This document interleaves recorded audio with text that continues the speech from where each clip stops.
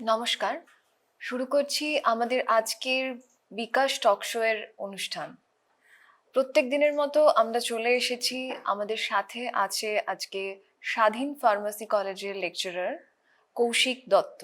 ফার্মেসির আবিষ্কারটি প্রাচীন সভ্যতার সময়কালের, যেখানে প্রাথমিক অনুশীলনকারীরা ঔষধি গাছের জ্ঞানকে সংমিশ্রণ এবং প্রতিকার প্রস্তুত করার প্রাথমিক কৌশলগুলির সাথে একত্রিত করেছিলেন। প্রগতি এবং বিজ্ঞানের উন্নয়নের সাথে ফার্মাসিউটিক্যালের মতো উল্লেখযোগ্য মাইলফলক সহ আনুষ্ঠানিক ব্যবস্থা প্রতিষ্ঠার মাধ্যমে এই অনুশীলনটি বিকশিত হয়, যা দৃষ্টি আকর্ষণ করে একটি স্বতন্ত্র পেশা হিসাবে আধুনিক ফার্মাসি দিকে নিয়ে যায়।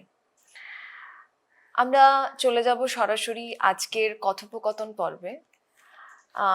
অনেক ধন্যবাদ স্যার আমাদের অনুষ্ঠানে আসার জন্য। আপনার সম্পর্কে আমরা আমাদের দর্শকদের জন্য একটু যদি কিছু বলেন, আপনার সম্পর্কে বিস্তারিত একটু জেনে নেব। হ্যাঁ, তো নমস্কার, আমার নাম কৌশিক দত্ত। আমি সিউড়ি থেকেই আমার এইচএস এবং মাধ্যমিক দুটোই পাস করেছি বেণীমাধব ইনস্টিটিউশন হাই স্কুল থেকে। তারপরে আমি দুর্গাপুরে BC Roy college of pharmacy and allied health sciences থেকে ফার্মাসি ব্যাচেলার ডিগ্রি কমপ্লিট করেছি 2019 সালে। তারপর আমার প্রথম পোস্টিং হয় বহরমপুর দিশা আই হসপিটালে। সেখান থেকে তারপরে 1 বছর জব করার পর আমি সেখান থেকে যাই Sushruta I foundation and research সেন্টারে, ওটাও একটা হসপিটাল আই কেয়ারে। দেন সেখান থেকে আমি বাড়ির কাছে জব খুঁজছিলাম, তো সেই হিসাবে আমি আসি দুবরাজপুর মণিমহেশ হসপিটালে। দেন সেখান থেকে আমি যখন জানতে পারি যে এই মেডিকেল কলেজেরই ফার্মাসি কলেজে, স্বাধীন ফার্মাসি কলেজে অ্যাজ এ লেকচারার ভ্যাকেন্সি আছে, তখন আমি এখানে অ্যাজ এ লেকচারার জয়েন করি। তো বর্তমানে আমার 8-9 মাস হলো আমি এই সংস্থার সাথে যুক্ত। তো এই সংস্থার সাথে কাজ করে করে বেশ ভালোই লাগছে, প্লাস নিজেরও অনেক কিছু জানা যাচ্ছে যেহেতু টিচিং প্রফেশনের মধ্যে আছি। তো সেদিক দিয়ে এটুকুই। মানে আপনাদের এই যে আপনি বিফর্ম করেছেন, হ্যাঁ, তো মানে ও বিফর্ম করার পর আর মানে কোন জায়গাটায় যাওয়া যায়, মানে এই লেকচারার প্রফেশন মানে অ্যাজ এ টিচার প্রফেশন ছাড়া হ্যাঁ, হসপিটাল সেক্টর আছে, প্রোডাকশন সেক্টর আছে, মার্কেটিং আছে, ভিজিলেন্স আছে, আচ্ছা, অনেক সেক্টর আছে ব্যাচেলারের পরে। পরবর্তী যে প্রশ্নে আমি যাব যে সকলেই জানি যে হসপিটালের ব্যাকবোন বলা হয় ডাক্তার এবং নার্সকে। তো এই ডাক্তার এবং নার্সের পাশাপাশি একজন ফার্মাসিস্টের মানে ভূমিকা ঠিক কতটা বলে আপনি মনে করেন? দেখুন, প্রথমেই যেটা বললাম যে প্রোডাকশনে মানে অপশন আছে যাওয়ার।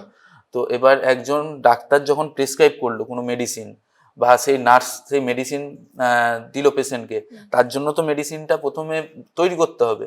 আগেকার দিনে কি হতো, এখন আমরা যেমনি যেগুলো মেডিসিন মার্কেটে রয়েছে সেগুলো প্রোডাক্ট মানে অটোমেটিক কি বলবো তৈরি অবস্থাতেই আমরা পেয়ে যাচ্ছি, ঠিক আছে। কিন্তু আগেকার দিনে জিনিসগুলো ফার্মাসিস্টকে সেগুলো ডিসপেন্স করতে হতো, সাথে সাথে সেগুলো তৈরি করে তারপরে পেশেন্টকে দিতে হতো। অ্যাজ এ এক্সাম্পল যদি বলি, কার্বোনেটিভ মিক্সচার, হয়তো নাম শুনে থাকবেন অনেকেই। তো কার্বোনেটিভ মিক্সচার আগে বানিয়ে তারপরে সেটা পেশেন্টকে দিতে হতো। তো সেটা একটা ফার্মাসিস্টের কাজ। এখন সেটা রেডিমেড আমরা মার্কেটে কিনতেই পাচ্ছি। কিন্তু সেম ভাবে দেখতে গেলে সেই মেডিসিনটার যে কোন গুণগত দিক কি, বা সেই মেডিসিনের কতটা কি সাইড ইফেক্ট হতে পারে, এটা একজন ডাক্তারের সাথে সাথে একজন ফার্মাসিস্ট ভালো বুঝতে পারবে। ডাক্তাররা ফার্মাকোলজি যেমনি পড়ছে, একজন ফার্মাসিস্টও ফার্মাকোলজি পড়ছে। মানে এক্ষেত্রে বলতে চাইছেন যে ডাক্তারদের পাশাপাশি ফার্মাসিস্টেরও গুরুত্ব অনেক। হ্যাঁ, অবশ্যই, কারণ তারা না থাকলে তো আমরা সঠিক একজন নার্সের পক্ষেও সঠিক জিনিসটা বোঝা সম্ভব না, কারণ সে সেই জিনিসটা নিয়ে পড়াশুনো করছে স্পেসিফিক। আমাদের তো এখন আমরা দেখতে পাই যে অনেক রকমের মানে পড়াশোনার দিকে দেখতে গেলে অনেক রকমের মানে এসেছে, যেমন কেউ গান নিয়ে এগোতে চায়, কেউ নাচ বা আদার্স, আমরা আর্টস নিয়ে বা সায়েন্স নিয়ে যখন পড়ছি তখন স্ট্রিম চুজ করার যে ব্যাপারটা সেটা থাকে।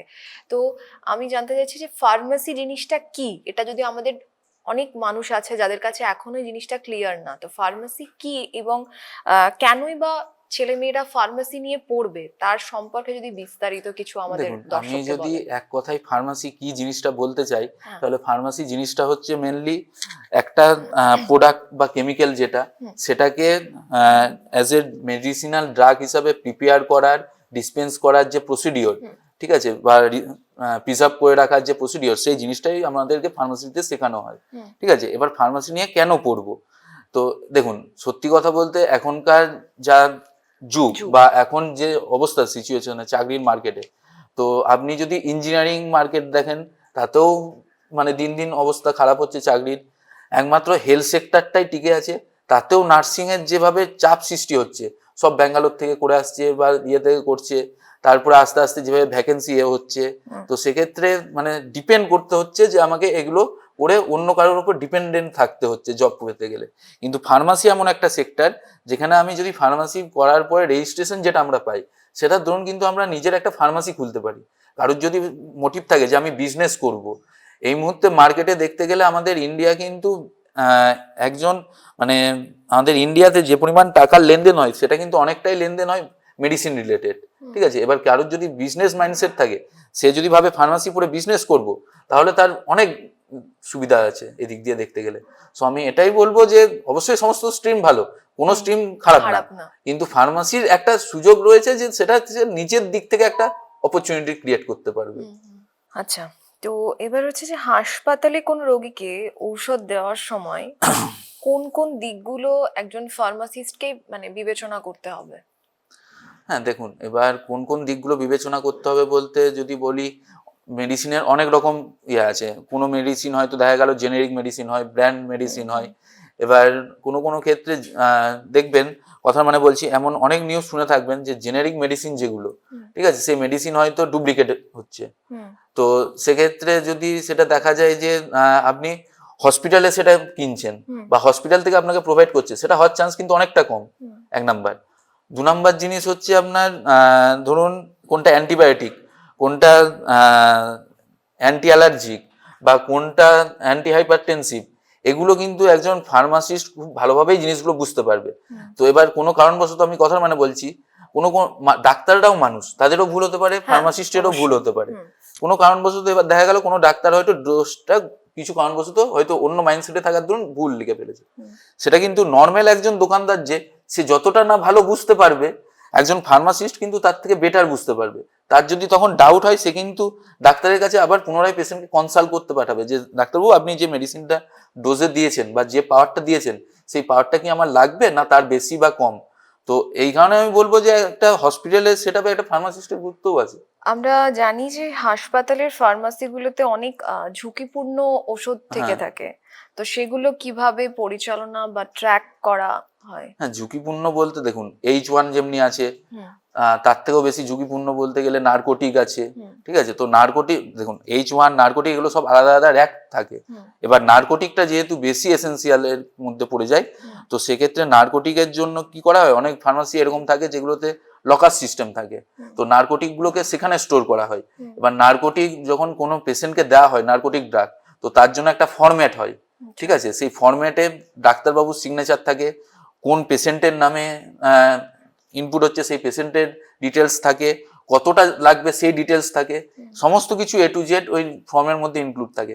সেই ফর্মটাকে কিন্তু ফার্মাসি নিজেদের কাছে জমা রাখে, যাতে ইন ফিউচার আমার যদি কোনো ইন্সপেকশন আছে বা কিছু প্রবলেমের মধ্যে পড়তে হয়, সেক্ষেত্রে ওই ফর্মটা আমাদের কাছে থাকবে অ্যাজ এ রেকর্ড হিসাবে, যে আমি ওই রেকর্ড কপিটা দেখাতে পারবো যে আমার ডাক্তারবাবুর এই ডেটে এই পরিমাণ ডোজের নার্কোটিক ড্রাগ প্রেসক্রাইব হয়েছিল, আমি সেখানে এই নার্কোটিক ড্রাগটা দেওয়া হয়েছে। তো বিভিন্ন ড্রাগের ক্ষেত্রে এমনি এরকম র্যাক সিস্টেম থাকে, থাকে, কিন্তু সেপারেট থাকে জিনিসগুলো, সেপারেট করা থাকে, মানে যাতে অসুবিধা না হয় কোনো ক্ষেত্রে। আমরা একদম শেষ প্রশ্ন যেটা আপনার কাছে জানতে চাইবো, যে হসপিটালের ফার্মাসি কিভাবে একটা স্বাস্থ্য ব্যবস্থার সাথে জড়িত? দেখুন, হসপিটালে ফার্মাসি একটা স্বাস্থ্য ব্যবস্থার সাথে কিভাবে জড়িত বলতে, কোনো একটা প্রথমে আমরা তো জানি যে ভীষণ ইম্পর্টেন্ট একটা পার্ট, ওটা না থাকলে সম্ভবই নয়। না, আজকালকার দিনে যেমনি কোনো মানুষ বলতে পারবে না তার ওষুধ ছাড়া চলে যায়, কোনো মানুষ বলতে পারবে না। সো এবার একটা ওষুধের কতটা কি রিয়াকশন হতে পারে, বা অনেক মেডিসিন এমন থাকে যে হয়তো আপনি খেলেন, সেই মেডিসিনটা খাওয়ার পরে দেখা গেল আপনার শুট করে গেল, আমি খেলাম আমার শুট করলো না। মনে আমার প্রশ্ন আসতেই পারে যে আপনিও মানুষ আমিও মানুষ, তাহলে আলাদাভাবে কি এমন কাজ করছে। কিন্তু আমাদের বডি স্ট্রাকচার বা বডির যে ইমিউনিটি পাওয়ার, সেগুলোর উপরেও অনেক কিছু ডিপেন্ড করে থাকে।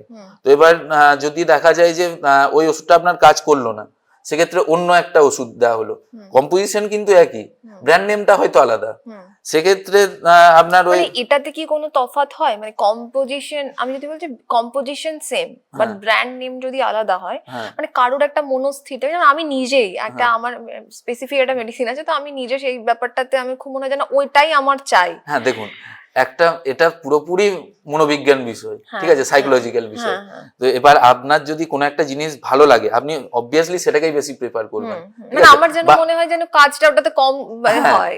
এই যে হ্যাঁ। একটা সাধারণ জিনিস দেখবেন, বাচ্চাদের যদি বলে মাথা ব্যথা করছে, হুম। ঠিক আছে, মাথা ব্যথা করুক আর না করুক, হুম। বলছে মাথা ব্যথা করছে, হুম। আপনি একটা হজমোলা চকলেট এনে দিয়ে দেন, হুম। খেয়ে নেবে, আধা ঘন্টা পরে জিজ্ঞেস করবেন মাথা ব্যথা কমলো, বলবে হ্যাঁ কমলো। পুরোপুরি জিনিসটা হচ্ছে সেই রকম সাইকোলজিক্যাল বিষয়।